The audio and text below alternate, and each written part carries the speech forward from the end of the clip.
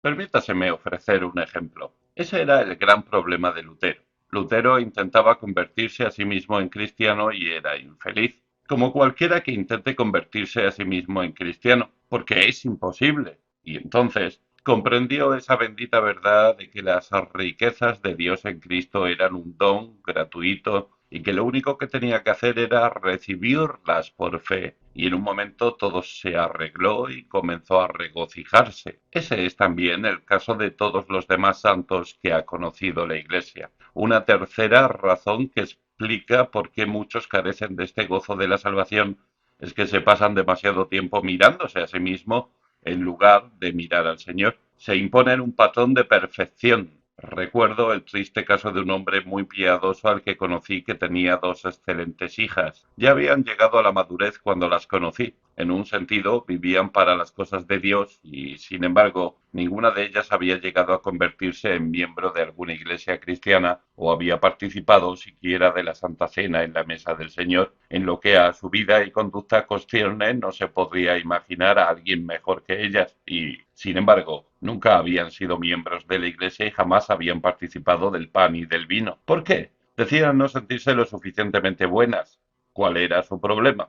Se estaban mirando a sí mismas en lugar de mirar a la obra completa y perfecta de Cristo. Te miras a ti mismo y, por supuesto, te sientes desdichado porque hay oscuridad y tinieblas en tu interior. Hasta el mejor de los santos se siente desgraciado al mirarse a sí mismo. Ve cosas que no debieran estar ahí.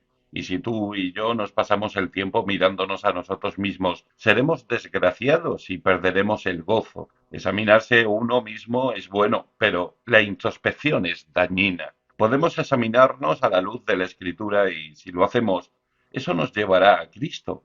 Pero con la introspección, un hombre se mira a sí mismo una y otra vez y no está contento hasta haber eliminado todas las imperfecciones que siguen ahí. Qué tragedia es que nos pasemos toda la vida mirándonos a nosotros mismos en lugar de mirar a aquel que puede liberarnos. ¿No es acaso maravilloso que criaturas como nosotros podamos llegar a ser felices en absoluto?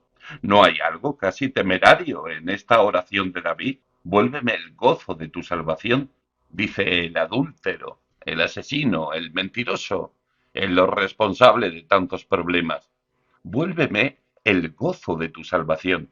¿Cómo puede llegar a ser feliz un hombre así? Doy gracias a Dios porque es posible, y por eso te predico este Evangelio. Eso es lo glorioso de esta salvación maravillosa. Puede proporcionar gozo a un hombre que ha llegado a hundirse tanto como eso y elevarle hasta las alturas del gozo y la felicidad.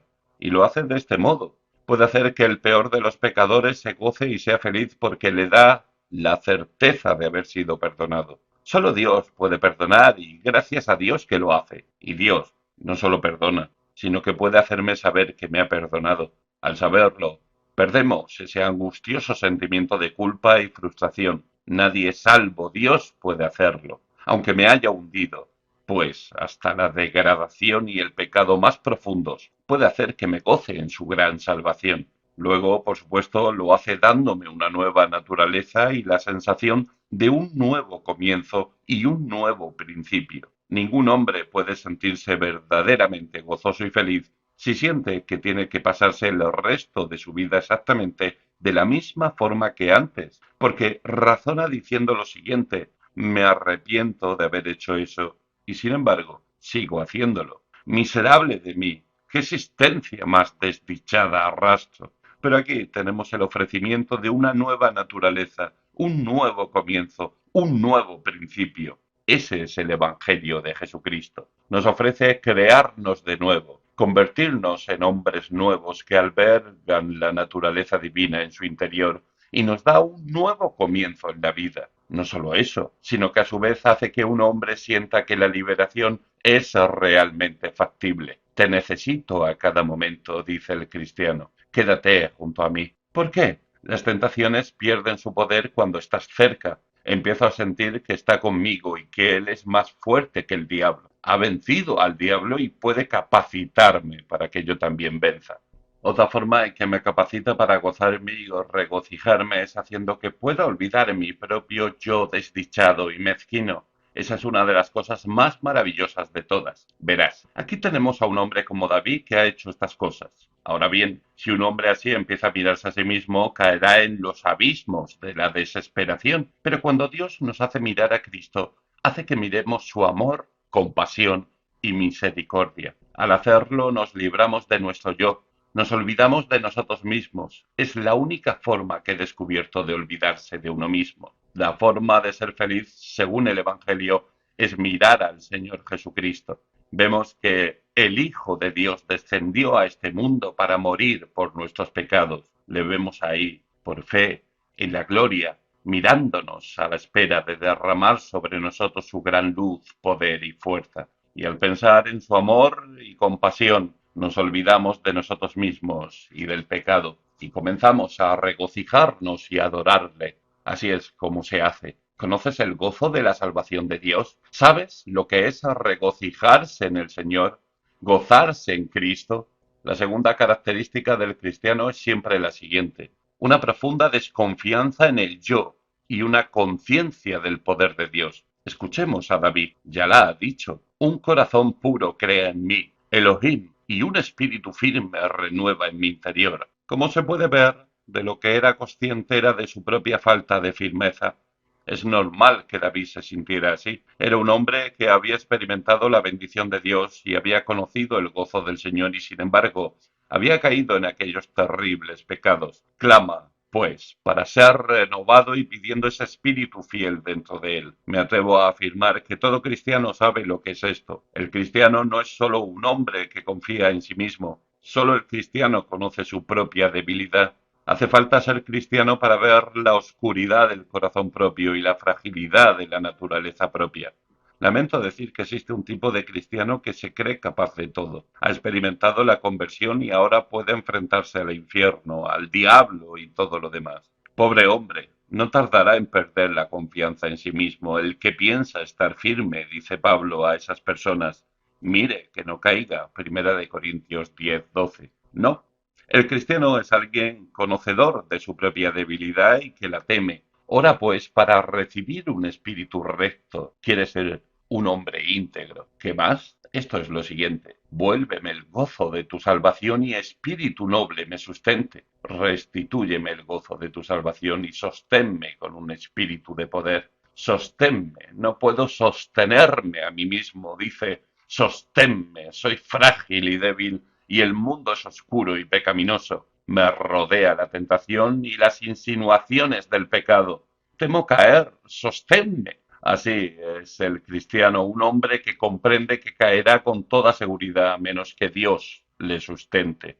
Y lo último que expresa aquí es esto: vuélveme el gozo de tu salvación y espíritu noble me sustente. Hay cierto consenso en que esta es una traducción errónea. Sería mejor algo así: susténtame con un espíritu dispuesto. En otras palabras, está orando por esto: te pido que me llenes con un espíritu dispuesto para que siempre esté deseoso de satisfacer todas las peticiones que me hagas. Quiero estar dispuesto a seguir el camino de tus mandamientos. Devuélveme, pues, el gozo de tu salvación y susténtame con un espíritu dispuesto y recto. Y por supuesto, el cristiano sabe que eso es únicamente posible de una sola forma: la forma que David ya ha expresado con las palabras: no me eches de delante de ti y no quites de mí tu Santo Espíritu. Ese era su mayor temor: que Dios pudiera darle la espalda a causa de su pecado. No lo hagas, clama David, no me eches de delante de ti y no quites de mí tu Santo Espíritu. En otras palabras, el cristiano comprende que, dado que necesita una rectitud en su vida, necesita que se le sustente y necesita un espíritu dispuesto, solo hay una respuesta, y es la respuesta del don del Espíritu Santo. Y gracias a Dios, esa es la respuesta del Evangelio del Nuevo Testamento. Dios pone su Espíritu en nosotros y el Espíritu de Dios puede darnos rectitud, puede sustentarnos, puede darnos esa disposición a seguir el camino de los mandamientos de Dios. El cristiano jamás deposita su confianza en sí mismo, sino en el poder del Espíritu Santo que le ha dado Dios en Cristo y a través de Cristo. Lo último que mencionaría es esto: la última característica del cristiano es que ahora desea vivir para la gloria de Dios y ansía que todos los demás hagan lo mismo. Escuchemos a David en los versículos 13 al 15. Entonces enseñaré a los transgresores tus caminos y los pecadores se convertirán a ti. Líbrame de homicidios, oh Dios, Dios de mi salvación. Cantará mi lengua tu justicia. Señor, abre mis labios y publicará mi boca tu alabanza. No es preciso abundar en esto. Todo aquel que comprende que Dios en su gracia ha perdonado su pecado, borrado sus rebeliones, le ha lavado y limpiado. Todo el que comprende lo vil que ha sido y lo maravilloso que son esta gracia y esta vida de Dios. Cualquier hombre que lo ha comprendido y experimentado verdaderamente debe sentir por fuerza que solo hay una cosa que puede hacer en esta vida y en este mundo, y es vivir para la gloria de Dios. Si alguien no se siente así, es despreciable. Si me presento aquí y digo que creo que Dios envió a su Hijo unigénito a esa cruel cruz en el Calvario para que muriera por mis pecados, que Dios me ha amado tanto que ha hecho eso por mí. Si digo eso y no quiero vivir para el honor y la gloria de Dios, afirmo que soy el más ingrato miserable que haya pisado la tierra. No hace falta hablar ni dar más explicaciones. Si un hombre tiene un gesto amable contigo, sientes una gratitud hacia él y le dices, oye, ¿puedo hacer algo por ti? Si alguna vez tienes algún problema, solo tienes que decírmelo. Me siento en deuda contigo. Dime qué puedo hacer por ti. Y aquí tenemos a un Dios santo que ha perdonado nuestros sucios pecados al precio de la sangre de su propio Hijo. No debería haber necesidad de llamar a los hombres a ser santos. Debería bastar decirles lo que Dios ha hecho y dejarlo a su conciencia. Vuélveme el gozo de tu salvación y espíritu noble me sustente. Entonces, invariablemente, enseñaré a los transgresores tus caminos y los pecadores se convertirán a ti. Gastaré mi tiempo, dice, alabándote, ministrando para tu gloria.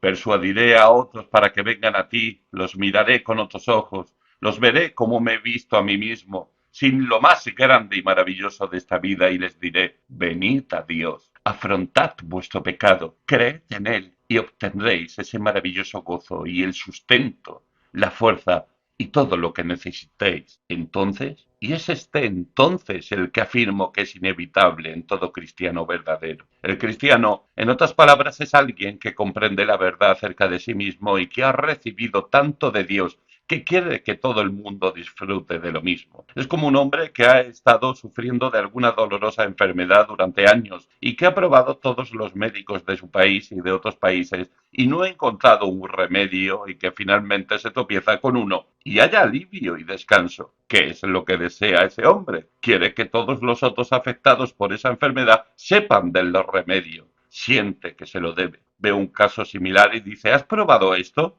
Ha hecho maravillas conmigo. Deseo que lo pruebes y que llegues a estar como yo. Y exactamente, lo mismo sucede con todo cristiano verdadero. El hombre cristiano siente lástima de aquellos que permanecen en el pecado, siente lástima de este mundo infeliz, siempre en busca del gozo y sin jamás encontrarlo, intentando extraer agua de una cisterna rota sin que jamás le satisfaga. Ve a los hombres acercándose a la muerte y al fin al juicio y la perdición definitiva y se siente infeliz por ellos. Los ve cegados por Satanás, carentes de lo más glorioso de todo, y desea que lo conozcan.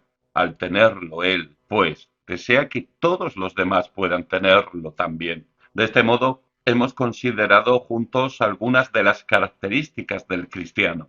Amigo mío, ya lo he dicho y vuelvo a repetirlo. La pregunta más importante del mundo es precisamente esa.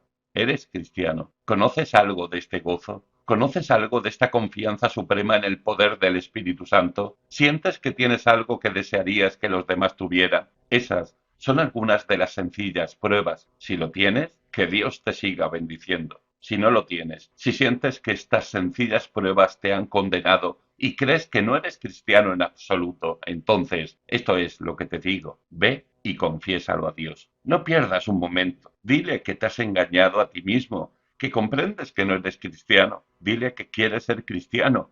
Pídele por su Espíritu Santo que te ilumine. Es tan sencillo como eso. Confiesa tu pecado, reconoce tu rebelión y pídele perdón por ello en Cristo, y lo recibirás. Luego, agradéceselo y ve y cuéntaselo a otros que se encuentran en las mismas tinieblas y la misma aflicción con respecto a él. Amén.